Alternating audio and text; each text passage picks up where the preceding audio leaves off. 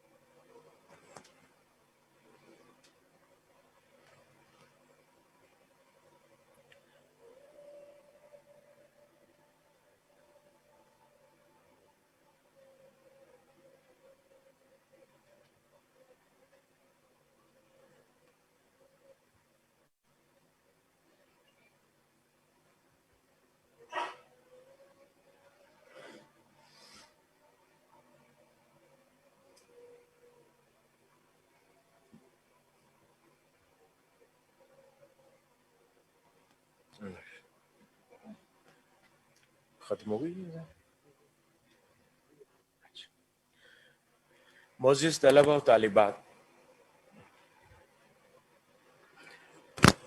ایک بات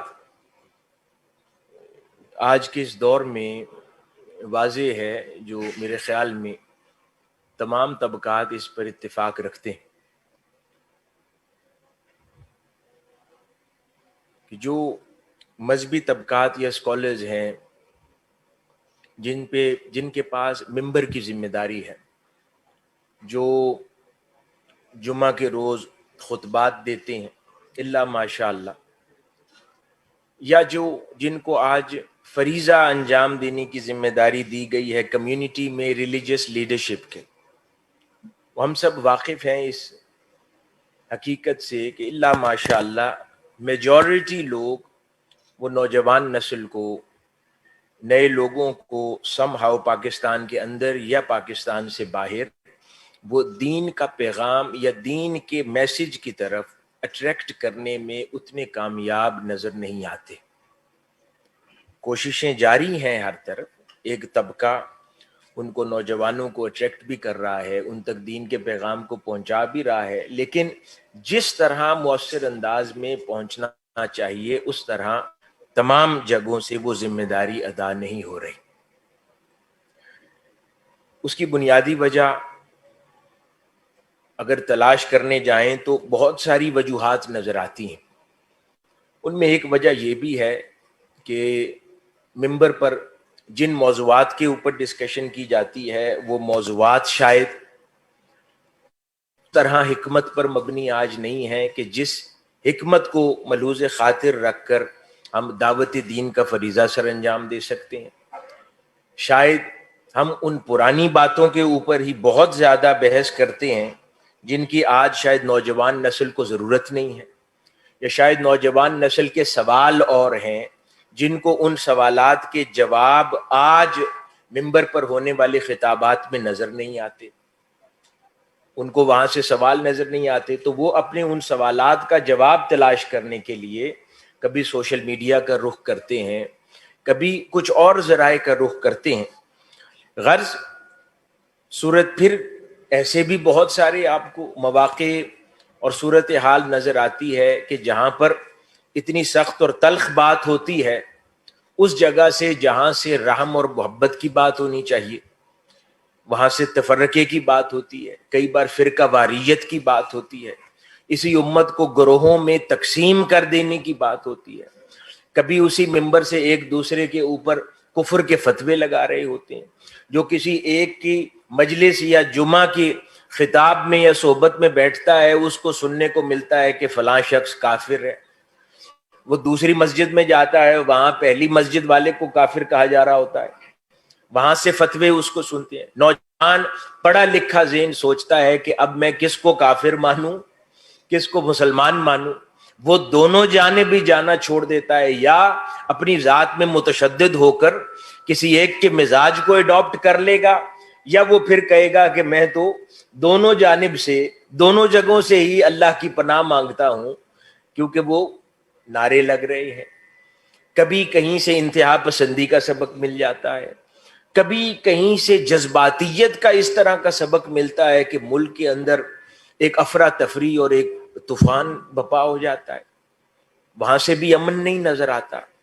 تو کوئی بھی پڑھا لکھا ذہن جو ایک امن پسند، اچھی ڈیسنٹ پراسپرس لائف گزارنا چاہتا ہے وہ ان جھنجھٹوں سے دور رہتا ہے. نتیجتاً ہم لوگ ذمہ دار بن جاتے ہیں نوجوانوں کو اور اپنی اگلی نسل کو دین سے دور کرنے کے. تو یہاں پر ہم خیر کا فریضہ سر انجام نہیں دے رہے بلکہ ایک نقصان کا عمل کرنے پہ آمادہ ہو جاتے ہیں. اسی لیے تاجدار کائنات صلی اللہ علیہ وآلہ وسلم نے فرمایا کہ امت کو 3 طبقات سے نقصان ہے، اللہ کے دین کو 3 طبقات سے نقصان پہنچتا ہے. ایک فرمایا وہ عالم دین جو مفاد پرست ہو اس سے دین کو نقصان پہنچتا ہے. پھر فرمایا ظالم حکمران سے دین کو نقصان پہنچتا ہے. تیسرا فرمایا جاہل مجتہد سے دین کو نقصان پہنچتا ہے. تو آج ہمارا دین بدقسمتی سے انہی 3 طبقات کے اندر گھرا ہوا ہے. یا دین کے اوپر یا دین کی فکر پر دین کی فہم کے اوپر ظالم حکمران انفلوئنس کرتا ہے، اور وہ ایسے بہت سے دین بیچنے والے علماء کو انفلوئنس کر کے ان سے کمزور قسم کی باتیں ان کی زبان سے بیان کرواتا ہے، جو کہ در حقیقت لوگوں کے لیے ایک غلط ڈائریکشن کا تعین کر دیتی ہے. یا بہت سارے ایسے جاہل مجتہد جس سے سوشل میڈیا بھرا ہوا ہے. آج کل ہر کوئی سوشل میڈیا پر یوٹیوب کے اوپر اپنا ایک چینل بنا کر اس کی پریویس کوالیفیکیشن کیا ہے، اس کے پری ریکویزٹس کتنے مکمل ہیں یا نہیں، وہ اپنی ان ذمہ داریوں کو پورا کرتا ہے یا نہیں، ایک سوشل میڈیا فالوئنگ کریٹ کر کے کمزور ہر آدمی ایک نئی بات کر رہا ہے اور ایک نئی اختراع دین میں پیدا ہو رہی ہے. تو اس کو میں جاہل مجتہد کی کیٹیگری میں ڈالوں گا کہ جو کچھ وہ ہو رہا ہے نتیجتاً اب نہ کچھ اس کے پیچھے سند کی کوئی بات پوچھتا ہے، نہ سوشل میڈیا پہ کوئی کسی سے سند کا سوال کرتا ہے کہ جو آپ بات کر رہے ہیں اس کے پیچھے دلیل کیا ہے. ہر کوئی ایک نئی انٹرپریٹیشن لے کر دین کا مذاق اڑا رہا ہے، اسے بھی دعوت دین ہم تصور کرتے ہیں. اور تیسرا بہت سارے علماء کرام اللہ ماشاء اللہ وہ ہمیں نظر آتے ہی ہیں، مشائخ بھی ہیں، علماء کرام بھی ہیں. ایسا بہت بڑا دینی طبقہ ہے کہ جو بہت ساری اور وجوہات کی بنا پر حق گوئی سے پرہیز کرتے ہیں اور بہت ساری حکمتوں کی زنجیروں میں بندھے رہتے ہیں، جس کی وجہ سے دین مظلوم رہتا ہے، حق بات مظلوم رہتی ہے، اللہ اس کے رسول کی بات کمزور رہتی ہے. جس انداز میں زور و شور سے اسے پہنچنا ہے وہ پہنچ نہیں پاتی. اب یہ جو دین ہے، اگر کوئی پوچھنا چاہے کہ کوئی 2 بنیادی مسئلے بتائیں جو سب سے زیادہ دین کو آج درپیش ہیں جس کی وجہ سے دعوت دین متاثر ہو رہی ہے، تو وہ 2 بنیادی مسئلے علم میں تربیت کی کمی، میں پھر عرض کر رہا ہوں، علم میں تربیت کی کمی اور ہماری دینی زندگی میں اخلاقیات کی کمی، یہ دو بنیادی امراض ہیں جس سے ہماری دعوت دین بھی آج متاثر ہے، ہماری دینی زندگی بھی متاثر ہے، اور روز مرہ جو کچھ ہم انجام دیتے ہیں وہ اس کا نتیجہ ہے۔ میں پھر ریپیٹ کر رہا ہوں ہمارے طلبہ طالبات کے لیے، علم میں تربیت کی کمی اور ہماری دینی مذہبی زندگی میں اخلاقیات کی کمی۔ اب سوال پہ، تربیت تو سمجھ آ گئی کیا ہے، اخلاقیات کیا ہے؟ اب اخلاقیات جو ہیں وہ ایک بہت بڑا وسیع سبجیکٹ ہے دین کے اندر۔ کبھی اس کو تصوف کے ساتھ بھی تعبیر کیا جاتا ہے کہ دین کے اندر جو تصوف کا پہلو ہے وہ اخلاقیات ہے۔ کبھی بہر صورت یہ اخلاقیات پر مبنی تعلیمات قرآن و سنت کی ہی عطا کردہ ہیں اور یہ اس کی روح ہے۔ اب یہ اخلاقیات عموماً دو حصوں میں تقسیم کی جا سکتی ہیں اگر اخلاقیات دین کو سمجھنا ہو۔ ایک حصہ اس کا داخلی ہے اور ایک حصہ اس کا خارجی ہے۔ داخلی پہلو کو سبجیکٹو کہتے ہیں اور خارجی پہلو کو آبجیکٹو کہتے ہیں۔ یعنی اخلاقیات ڈیل کرتی ہے آپ کے کسی بھی کام کے پیچھے پوشیدہ مقصد کو، اس کے محرکات کو، اس میں پوشیدہ نیت کو، منزل کو، اور اسی طرح جو خارجی پہلو اخلاقیات کا ہے وہ ڈیل کرتا ہے افعال کی انجام دہی، اعمال کے ساتھ ڈیل کرتا ہے خارجی پہلو۔ تو یہ خارجی اور داخلی مل کر در حقیقت اخلاقیات کو مکمل کرتے ہیں۔ اب یہاں پر ایک بڑا اہم نقطہ ہے جس میں آپ سب کی توجہ چاہتا ہوں۔ مغربی سوچ میں اور اسلامی تصورات میں بنیادی فرق یہاں سمجھنے کی ضرورت ہے جب ہم مذہبی اخلاقیات کی بات کرتے ہیں، جس کے بارے میں میں نے عرض کیا کہ یہ سب سے بڑا مسئلہ ہماری دعوت دین کو درپیش۔ مغرب جب بات کرتا ہے وہ کینٹ کے فلسفے کو لے کر چلتا ہے۔ ان کے نزدیک اخلاقیات کی تعریف جدا ہے۔ وہ کہتے ہیں کہ اخلاقیات وہ ہیں جو معاشرہ اپنے سٹینڈرڈز مقرر کر دے اور پھر ان سٹینڈرڈز کی بجا آوری، ان سٹینڈرڈز کو صحیح انداز میں انجام دے دینا، اور کیونکہ کوئی کام معاشرہ درست سمجھتا ہے اس کو انجام دینا ان کے نزدیک اخلاقیات۔ اور وہ سمجھتے ہیں کہ اگر کسی اور نظریے سے اس کو انجام دیا جائے تو وہ ہو سکتا ہے کام درست ہو لیکن اخلاقی پہلو میں، اخلاقی اعتبار سے وہ صحیح شمار نہیں کیا جائے گا۔ اس کے برعکس اسلام کا اخلاقیات پر مبنی تصور جدا ہے۔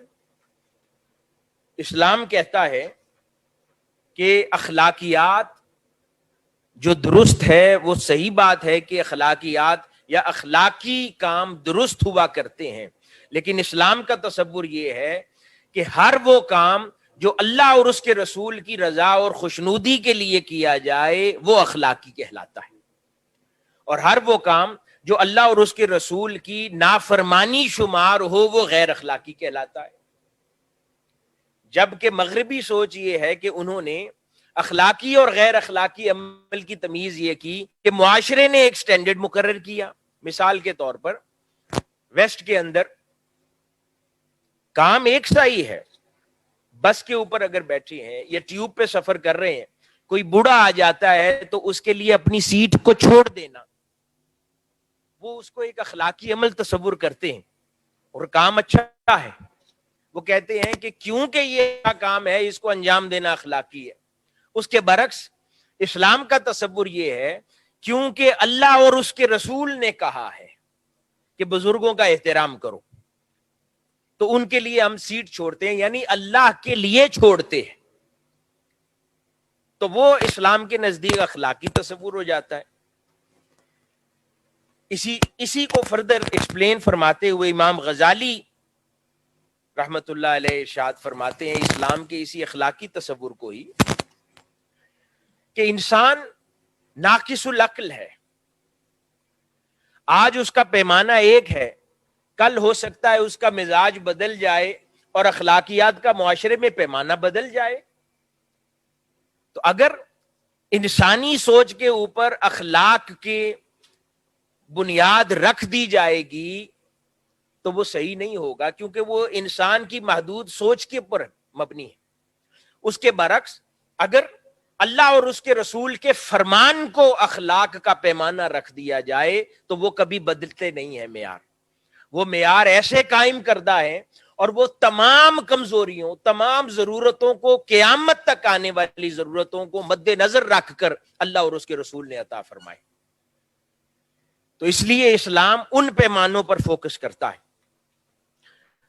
آج اب بدقسمتی سے جو دعوت دین انجام دی جا رہی ہے، میں جس طرف آپ کی توجہ مبذول کروانا چاہتا ہوں، وہ دعوت دین انجام دینے والے جو طبقات ہیں ان کے اندر یہ جو مغربی فکر تھی اخلاقیات کی، تعریف کی، وہ بھی داخل ہو چکی ہے۔ بہت سارا طبقہ جو آج سوشل میڈیا کے ذریعے دعوت دین انجام اپنی سمجھ میں دے رہا ہے، اس کے اندر یہ مغربی فکر داخل ہو گئی ہے۔ وہ غلط اور صحیح کی تعریف اپنی عقلی پیمانے پر کرتے ہیں، اور ضروری نہیں ہے کہ وہ ہر چیز کا تعین اللہ اور اس کے رسول کے فرمان پر کر رہے ہو۔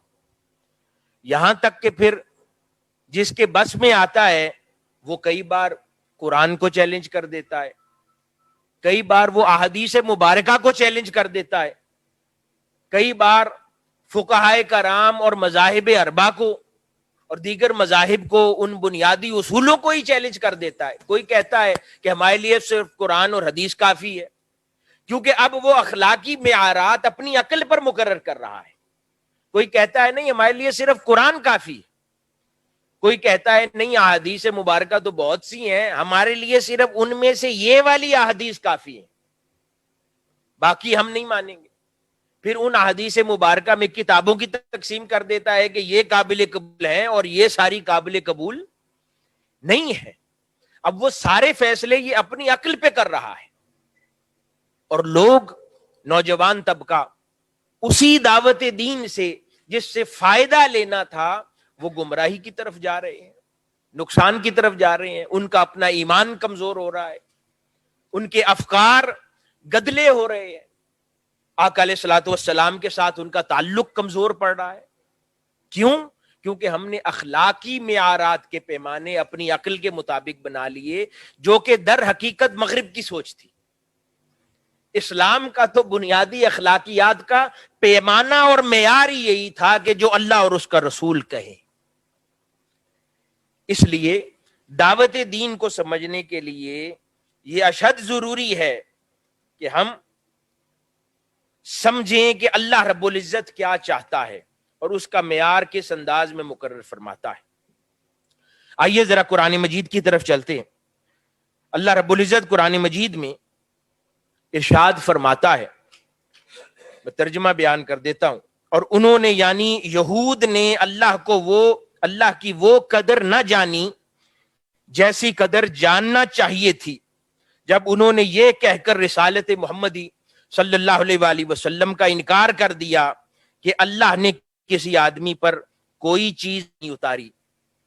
تو حاضرین محترم، اب وہ انکار تو رسالت کا کر رہے ہیں، لیکن اللہ رب العزت فرما رہا ہے کہ اہل یہود نے خدا کی قدر نہیں جانی۔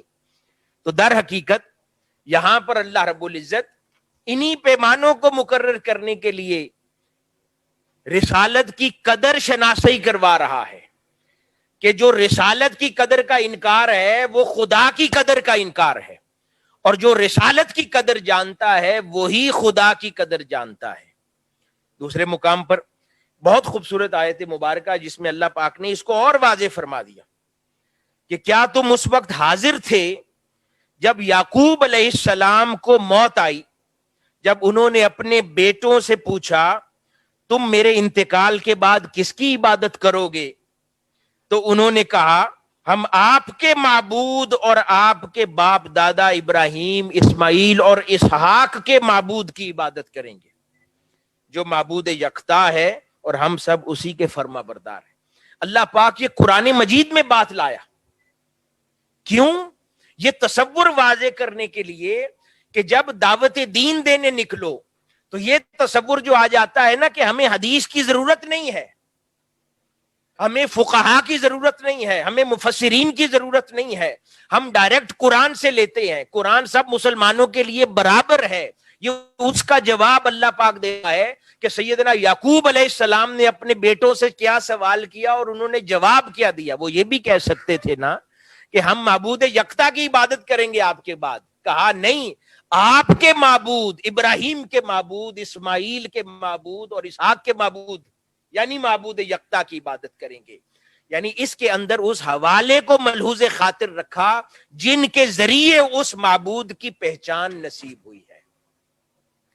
اسی طرح حاضرین محترم پھر اللہ پاک خود ارشاد فرماتا ہے اور ہر بشر کی یہ مجال نہیں ہے کہ اللہ اس سے براہ راست کلام کرے مگر یہ کہ وحی کے ذریعے کسی کو شان نبوت سے سرفراز فرما دے یا پردے کے پیچھے سے بات کرے، جیسے حضرت موسیٰ علیہ السلام سے طور سینا پر کی، یا کسی فرشتے کو فرستادہ بنا کر بھیجے اور اس کے اذن سے جو اللہ چاہے وہی کرے. الغرض عالم بشریت کے لیے خطابت الہی کا واسطہ اور وسیلہ صرف نبی اور رسول ہوگا، بے شک وہ بلند مرتبہ اور بڑی حکمت والا ہے. اس مقام کی تفسیر کرتے ہوئے علماء کرام اور ائمہ وہ اس پر اتفاق رکھتے ہیں کہ اللہ رب العزت نے ہدایت کے لیے انسانیت سے صرف اور صرف انبیاء اور رسولوں کے ذریعے ہی خطاب فرمایا ہے. یعنی ان کو ذریعہ بنایا ہے. جو ان کے ذریعے انکار کرتا ہے وہ در حقیقت اللہ اور اس کے رسول کی وہ حقیقی تعبیر دین کی اس کو سمجھنے سے قاصر ہو جاتا ہے. اور جو دین کو، جو قرآن کو، جو منشاء ازدی کو رسول اللہ صلی اللہ علیہ وآلہ وسلم کے ذریعے سمجھتا ہے، احادیث مبارکہ کے ذریعے سمجھتا ہے، سنت مطہرہ کے ذریعے سمجھتا ہے، آقا علیہ الصلوۃ والسلام کی چوکھٹ سے جو قرآن سیکھتا ہے اسے قرآن سمجھ آتا ہے.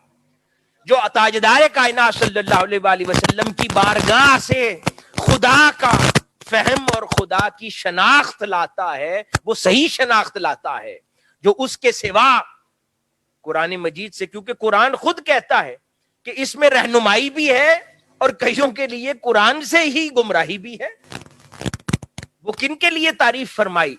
رہنمائی ان کے لیے ہے جو قرآن سیکھے میرے مصطفیٰ کی چوکھٹ سے صلی اللہ علیہ وآلہ وسلم، اور گمراہی ان کے لیے ہے جو اپنے آپ کو خود عقل کل سمجھ کے سمجھیں کہ شاید ہم خدا سے براہ راست قرآن سمجھ لیں گے، ہم قرآن کی بات انبیاء کرام سے شاید بہتر سمجھ لیں گے. تو ناظرین محترم، حاضرین محترم، یہ وہ بنیادی پہلو ہے جس کی طرف ہمیں توجہ دینے کی ضرورت ہے اور جس نے در حقیقت دعوت دین کو متاثر کیا ہے. میں آخری حصے کی طرف آ رہا ہوں. اب اس دعوت دین کے نتیجے میں انڈو پاک سب کانٹیننٹ جس خطے میں ہم رہتے ہیں میں اسی کی مثال عرض کرتا ہوں. اس خطے میں کئی طرح کی تحریکیں اٹھی، ہم سب واقف ہیں. پاکستان بننے سے پہلے بھی بے شمار مذہبی تحریکیں اٹھیں، پاکستان بننے کے بعد بھی بہت سی مذہبی تحریکیں وجود میں آئیں. اب مختلف مزاجوں پر ہیں، کسی کا نام لینے کی ضرورت نہیں ہے، آپ خود غور کر سکتے ہیں اور ان کو اس تعریف کے پیمانے میں رکھ کے دیکھ سکتے ہیں.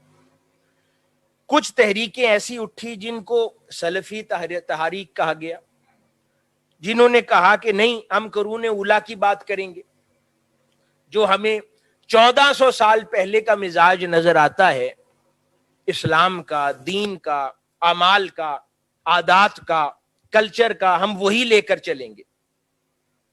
وہ بہت کنزرویٹو ہو گئے، وہ بھی نوجوان نسل ان سے دور ہوئی کیونکہ 1400 سال بعد مزاج میں زمانے کے ڈھنگ بدل گئے، ضرورتیں بدل گئی، حالات بدل گئے.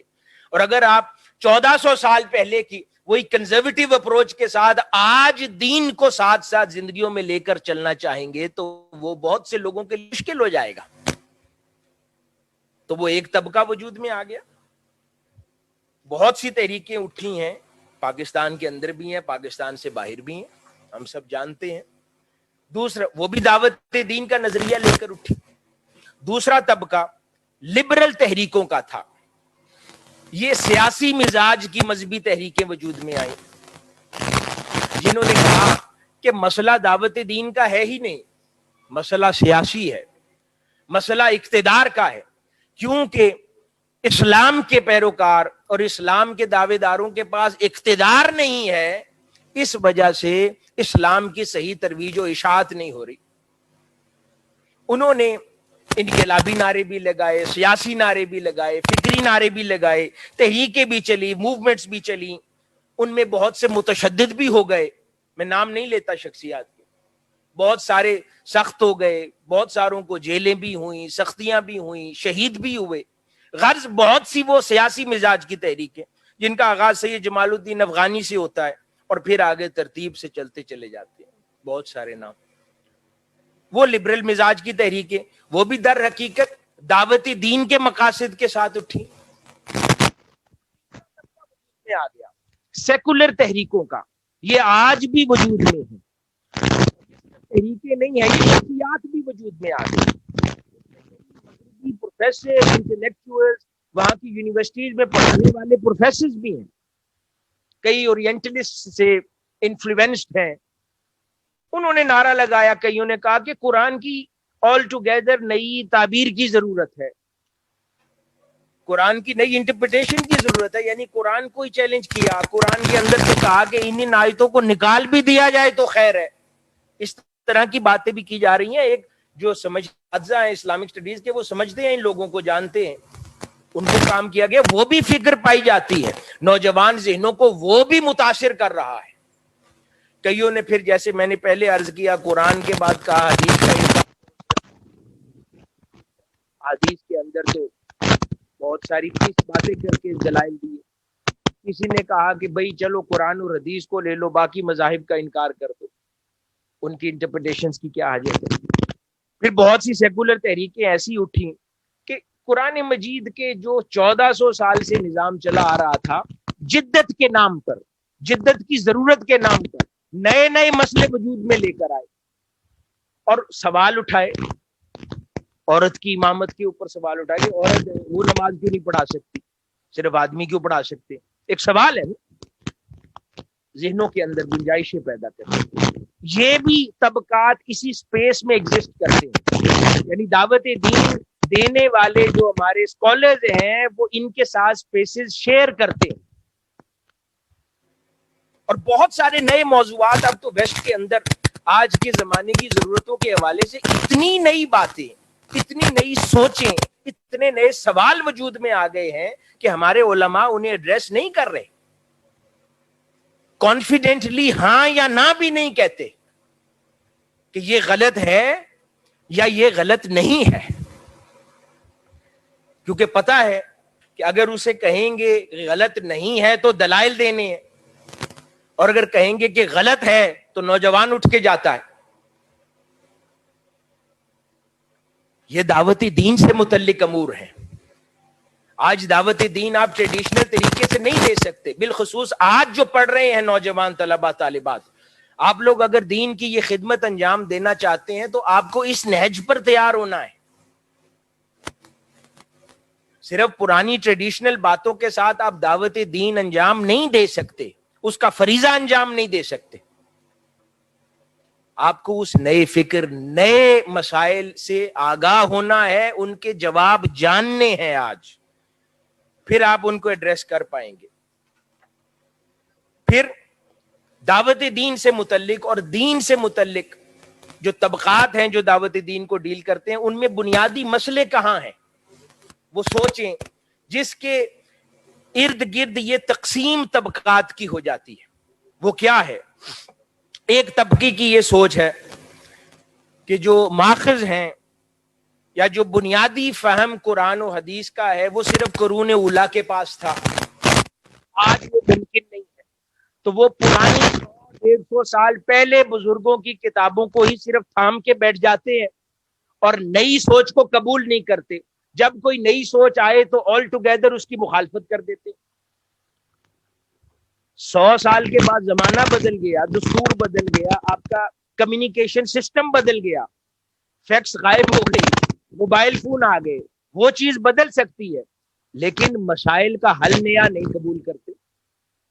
تو ایک سوچ وہ ہے, وہ ایک ایکسٹریم ہے. دوسری سوچ نتیجتاً یہ ہوگی, وہ کہتے ہیں ہمیں قرون اولیٰ کے بزرگوں کی سند ہی نہیں چاہیے, ان کا ریفرنس ہی نہیں چاہیے, ہم آل ٹوگیدر نئی انٹرپریٹیشن کریں گے. وہ کہتے ہیں وہ پچھلی دلیل نہیں چاہیے. یہ دوسری ایکسٹریم ہے. دونوں غلط اپروچز ہیں. اسلام نے سبق اعتدال کا دیا کہ ایک ہاتھ سے وہ قرون اولیٰ کے بزرگوں کی فکر, ان کے کام اور کتابوں کو تھامے رکھو, اور دوسرے ہاتھ سے نئے جدید ضرورتوں کو اور موضوعات کو تھامے رکھو, اور دونوں کو اکٹھے لے کر چلو. پرانے بزرگوں کے قدموں کی خیرات بھی حاصل کرو, اور پھر اپنے دماغ کو اپلائی کر کے نئے مسائل کا حل بھی تلاش کرو. تو پھر صحیح معنوں میں اس دور میں دعوت دین کا فریضہ انجام دے پائیں گے. اسی طرح ایک طبقہ وہ یہ سوچ رکھتا ہے کہ مسلمان کنزرویٹو ہیں, ان کو انٹیگریٹ کرنا چاہیے دیگر طبقات کے ساتھ. یعنی وہ اپنی باؤنڈریز جو اللہ اور اس کے رسول نے دی ہیں ان کو کویسچن کرتے. وہ یہ نہیں کرتے کہ وہ باؤنڈریز میں بڑی وسعت ہے, ہم ان گنجائشوں کو اینالائز صحیح نہیں کرتے, ان کو اپلائی صحیح نہیں کرتے, ان کی امپلیکیشنز کے ساتھ پرابلم ہے. نہیں, وہ گنجائشوں پر سوال اٹھاتے. ایسے ہی ہے نا کہ مثال کے طور پہ آپ کا ایکسیڈنٹ ہو گیا, آپ نے خود ہی اشارہ فالو نہیں کیا, ٹریفک سگنل پہ رکے نہیں, تو اس میں ٹریفک سگنل کا تو کوئی فالٹ نہیں ہے, ہم نے فالو کیا اس کو. اگر ہم اس کو فالو کریں تو رولز تو سب کی حفاظت کے لیے بنے.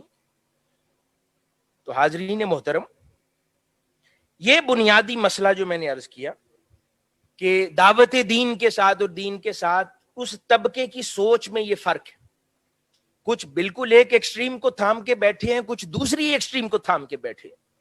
آج اگر سیرت طیبہ کی روشنی میں کسی کو دعوت دین کا فریضہ انجام دینا ہے تو اعتدال کی راہ لینی ہوگی, جس میں بزرگوں کا احترام بھی ہے اور نئے مسائل کا حل بھی ہے. اس سلسلے میں آخری بات جو میں عرض کرنا چاہتا ہوں, کسی بھی معاشرے کے اندر اس میں تبدیلی کیسے رونما ہو, سوال ہے نا کہ اب یہ اس میں کیا جائے.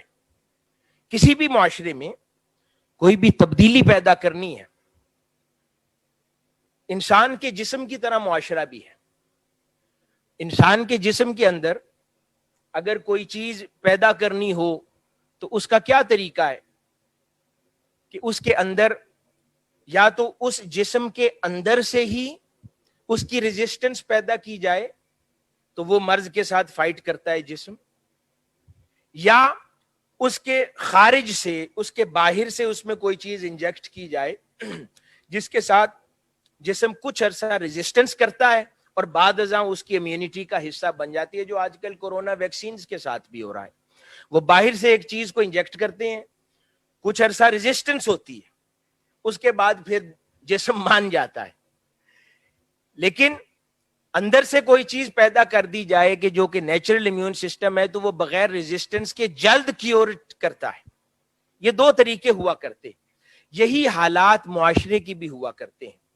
ایک تبدیلی کی سوچ اگر باہر سے امپورٹ ہو کر آئے تو معاشرہ جسم کی مانند ریزسٹ کرتا ہے, اسے قبول نہیں کرتا. ہاں, پھر اگر وہ غالب آ جائے بہت طاقت کے ساتھ تو معاشرہ شاید قبول نہ کرے پر غلام ہو جائے. اس کے برعکس اگر کوئی معاشرے کے اندر سے ہی تبدیلی پیدا کی جائے تو وہ ہوم میڈ تصور ہوتی ہے اور وہ بہتر نتائج پیدا کرنے کے قابل ہوتی ہے. یہ جو تحریکیں میں نے عرض کی, ان میں سے بیشتر افکار انفارچونیٹلی خارج سے داخل ہوئے ہیں, باہر سے آئے ہوئے ہیں, جنہوں نے اس کے اندر ریزلٹس پیدا کیے ہیں اور معاشرے کو تہو بالا تو کر دیا ہے, تقسیم کر دیا ہے, گروہ بندی کا شکار کر دیا ہے, لیکن اس معاشرے کو کوئی پازیٹیو بینیفٹ نہیں دے سکے. اگر یہی سوچ ایک خاص پروسیس کے ذریعے ود ان دا سسٹم پیدا کی جاتی تو شاید بہتر نتائج پیدا کرتی، کیونکہ اللہ کا قانون بھی یہی ہے۔ تاجدار کائنات صلی اللہ علیہ وآلہ وسلم کو یہ بھی تو فرما سکتا تھا نا کہ ہم نے ایک رسول پیدا کیا، یہ کیوں فرمایا کہ تمہی میں سے ایک رسول پیدا کیا؟ یہ وہ فرق اللہ پاک نے سمجھایا کہ یہ کوئی خیر کی خبر، یہ باد نسیم باہر سے نہیں آ رہی، تمہارے اندر سے پیدا کر رہا ہوں، تو اسے مانو تاکہ وہ اونرشپ کا احساس رہے۔ اسی طرح دعوت دین کے لیے جو تبلیغ کا کام ہے، اگر باہر سے انجیکٹ ہو، میڈل ایسٹ سے آئے، کسی اور ملک سے آئے، وہ خارجی ایلیمنٹ ہے، وہ باہر سے آنے والا ایلیمنٹ ہے، اس کو کبھی اونرشپ کا احساس نہیں مل سکتا۔ ہاں، معاشرے کو تقسیم ضرور کر سکتا ہے۔ اس کے برعکس اگر کوئی بھی تبدیلی اور خیر کی بات انٹرنلی پیدا ہو تو وہ یقیناً اونرشپ کے جذبات سے آراستہ کی جا سکتی ہے۔ اب وہ اندر سے کیسے پیدا ہوگی؟ میں نے عرض کیا تھا، علم کے ساتھ تربیت۔ آج چاہے یونیورسٹیز ہوں، چاہے مدارس ہوں، دیگر ادارے ہوں، جامعات ہوں، وہاں پر تربیت نکل گئی ہے، ڈگریز رہ گئی ہیں۔ تو تاجدار کائنات صلی اللہ علیہ وآلہ وسلم کی اگر حیات مبارکہ سے استفادہ کرنا ہے تو ذرا دیکھیے اس مقام صفا کو، جہاں پر وہ صحابہ کرام تاجدار کائنات صلی اللہ علیہ وآلہ وسلم سے شریعت بھی سیکھتے تھے، قرآن بھی سیکھتے تھے، شب دار بھی تھے، روزے دار بھی تھے، آقا علیہ الصلوۃ والسلام کے ساتھ غزوات میں بھی شریک ہوتے تھے، انہی میں سے دعوت دین کے لیے حضور وفود بھی بنا کر بھیجتے تھے۔ تو وہ مکمل پیکج تھا تربیت اور علم کے ساتھ۔ آج ہماری درس گاہوں میں، آپ سارے اساتذہ بھی یہاں تشریف فرما ہیں، آپ جانتے ہیں کہ ہمارے پاس بچے جو آتے ہیں ان کو پڑھا کے کلاس رومز میں لیکچرز اٹینڈ کر کے چلے جاتے ہیں، تربیت کہاں ہوتی ہے؟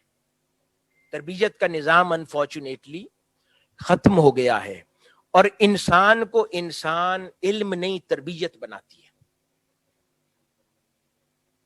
اسی لیے تو کسی بزرگ نے کہا نا کہ میں حضرت امام غالباً احمد بن حنبل کی صحبت میں 20 سال رہا، 18 سال انہوں نے تربیت کی اور 2 سال صرف علم سکھایا۔ تو اگر 18 سال کی کسی نے تربیت لی ہو تو 2 سال کا علم بہت کام کر جاتا ہے، اور کسی نے اگر تربیت نہ لی ہو تو 20 سال بھی اس کا کچھ نہیں بگڑتا۔ تو یہ تربیت ہے جس کی کمی ہے ہماری نظام تعلیم کے اندر۔ آپ ایک نسل پیچھے چلے جائیں، تربیت گھر سے بھی ملتی تھی، تربیت جامعات میں بھی ملتی تھی، استاد کا احترام بھی تھا، استاد سے سیکھتے بھی تھے۔ آج تو استاد کا احترام ہی نہیں ہے، والدین کا احترام نہیں ہے، نہ والدین تربیت کے قابل رہ گئے، نہ اساتذہ تربیت کے قابل رہ گئے۔ ڈگریز بٹتی ہیں، ڈگریز لے کر چلے جاتے ہیں، اس پر جاب مل جاتی ہیں، آگے زندگی گزار دیتے ہیں۔ اور یہ نسل جو بغیر تربیت کے علم لے رہی ہے، ذرا سوچئے ان کی جو آگے اولادیں ہوں گی ان کا حال کیا ہوگا۔ ابھی تو یہ ایک درمیانی نسل ہے جس کے بارے میں اکثر مزاحن کہتے ہیں کہ یہ نسل ایسی ہے جو اپنے بڑوں سے بھی ڈرتی تھی، اپنے چھوٹوں سے بھی ڈرتی ہے۔ تو ذرا سوچئے جو اس سے اگلی نسل ہے، نہ بڑوں سے ڈرتی ہے نہ چھوٹوں سے ڈرتی ہے، پھر معاشرے کا حال کیا ہوگا؟ تو یہ تربیت کا فقدان ہے۔ یہی وہ پہلو ہے جس کی طرف شیخ الاسلام پروفیسر ڈاکٹر محمد طاہر القادری قبلہ والد گرامی نے منہاج القرآن انٹرنیشنل کی بنیاد رکھی 1980 میں۔ اور آپ میں سے بہت سوں کو علم ہوگا اور بہت سوں کے لیے یہ نئی بات ہوگی کہ اس درسگاہ سے ایک بہت خوبصورت تعلق شیخ الاسلام کا بھی ہے، وہ بھی 66-67 میں اس جامعہ میں، اس درسگاہ میں، جی سی کالج اس وقت تھا، گورنمنٹ کالج فیصل آباد، تو یہاں سے انٹرمیڈیٹ انہوں نے کیا تھا۔ تو یہاں پر جب مجھے انویٹیشن آئی، یہاں سے پروگرام کی جب انویٹیشن آئی تو مصروفیات کافی تھیں اس مہینے میں، لیکن وہ ان کو ایڈجسٹ کر کے میں نے اس کو قبول کیا۔ اس کے اندر ایک وجہ شیخ الاسلام پروفیسر ڈاکٹر محمد طاہر القادری کی اس جامعہ سے نسبت ہونا بھی تھی۔ میرے دل میں خواہش تھی کہ جہاں سے وہ پڑھے ہیں میں ایک بار ضرور ادھر جاؤں۔ تو آپ نے 1980 میں منہاج القرآن انٹرنیشنل کی جب بنیاد رکھی تو اس کے اندر بنیاد ہی آپ نے تعلیم و تربیت پہ رکھی. اور یہاں پر محترم وائس چانسلر صاحب ذکر کر رہے تھے, انہوں نے ڈیفرینشیٹ کیا منہاج القرآن کو دیگر جامعات سے, لیکن میں اس میں اور وضاحت کروں, شاید ان کے علم میں نہیں تھا. منہاج القرآن انٹرنیشنل کی وہ جامعہ ہی یونیورسٹی نہیں ہے. جامعہ اسلامیہ منہاج القرآن جہاں سے اسلامک اسکالرز پروڈیوس ہوتے ہیں وہ الگ ادارہ ہے, وہ بھی پراپر ڈگری ہولڈرز ہوتے ہیں اور پی ایچ ڈی اسکالرز بنتے ہیں. اور منہاج یونیورسٹی لاہور ایک الگ ادارہ ہے جہاں 15,000 اسٹوڈنٹس ہیں اور انجینئرنگ الائڈ سائنسز سے لے کے ہر چیز وہاں پڑھائی جاتی ہے. وہ آل ٹوگیدر ایک الگ انڈیپینڈنٹ ادارہ ہے, اور جامعہ اسلامیہ منہاج القرآن ایک الگ ادارہ ہے. اور اس کے علاوہ آپ نے پھر 600 سکولز کا ایک نیٹ ورک پورے ملک میں بچھایا, وہ بھی سکولز بنائے, کیونکہ آپ ہمیشہ سے خواہ رہے ہیں کہ گریڈ 12 تک پوری قوم ایک تعلیم حاصل کرے. یکساں نصاب کی بات تو آج شروع ہوئی, منہاج القرآن کا 41 سال سے یہ فکر رہی ہے کہ پوری قوم ایک لیول تک ایک نصاب پڑھے, ایک معیار کی تعلیم لے تو ہی ایک قوم بنے گی. اگر 4 الگ طرح کی تعلیم لے گی تو 4 قومیں ایک خطے میں رہ رہی ہوں گی. اس کے بعد آپ اپنی اسپیشلائزیشن میں جس کو ریلیجس اسٹڈیز پڑھنی ہے وہ پڑھے, جس کو میڈیسن پڑھنا ہے وہ پڑھے, جس کو لا پڑھنا ہے لا کرے.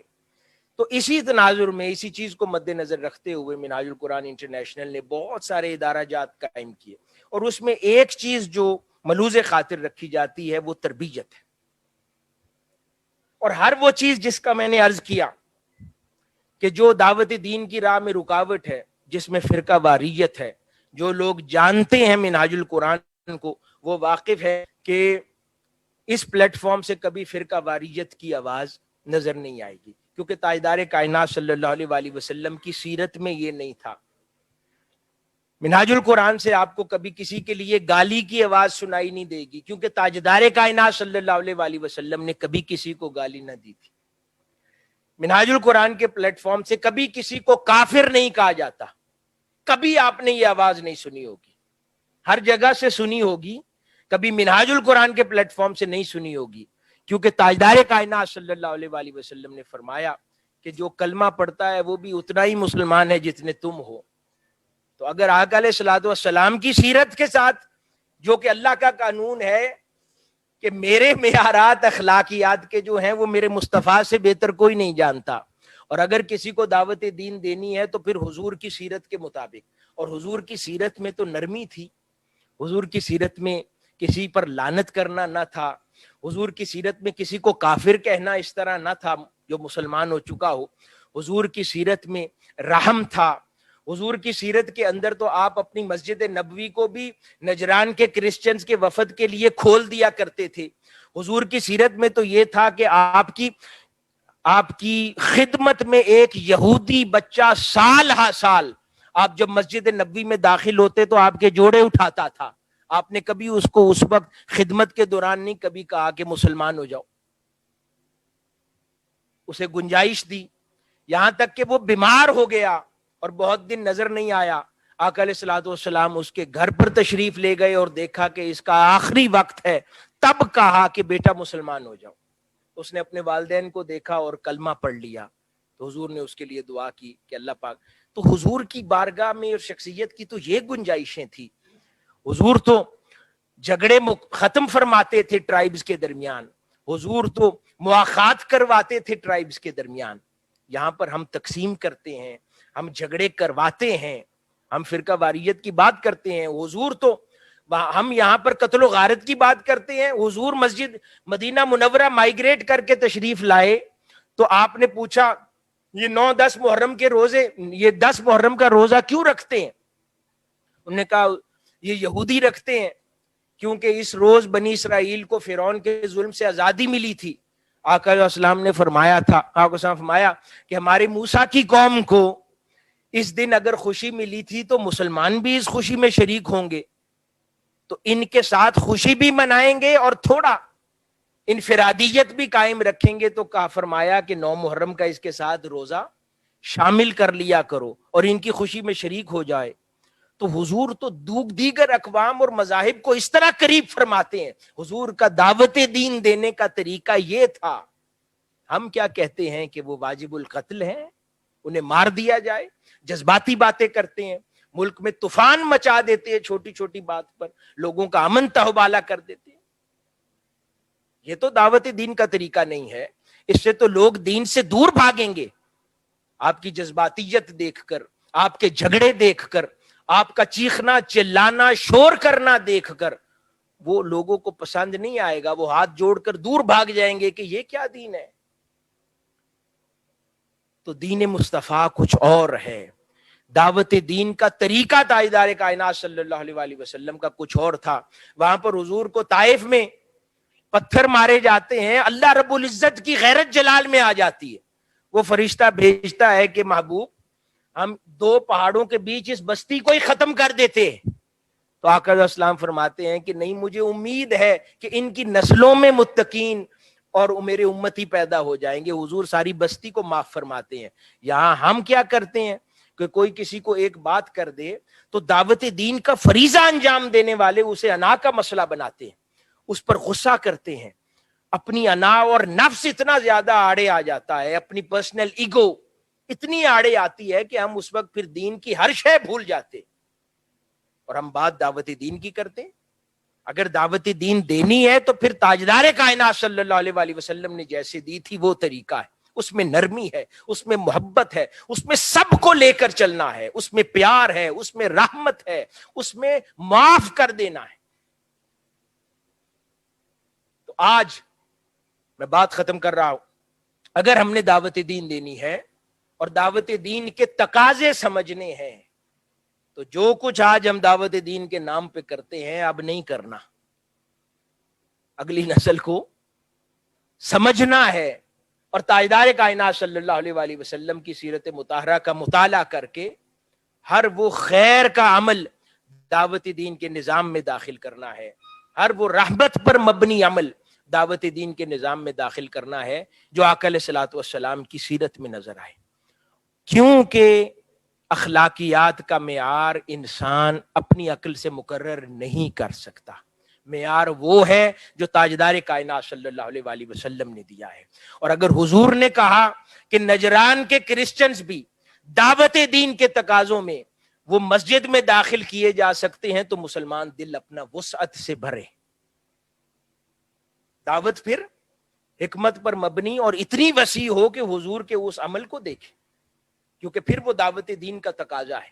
اور اگر ہماری عقل ہو, ہمارے اندر آپ وہ کرسچنز چھوڑیں, دوسرے مسلک کا آدمی کسی دوسری مسجد میں آ جائے تو امام صاحب بعد میں کہتے ہیں آپ مسجد دھو دو.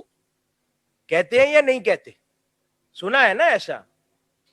تو یہ تو دعوت دین کا تقاضا نہیں ہے. حضور دوسرے مذاہب کے لیے گنجائش دے دیں اور ہم اپنے مسلمان دوسرے مسلک کے بھائی کو بھی قبول نہ کریں.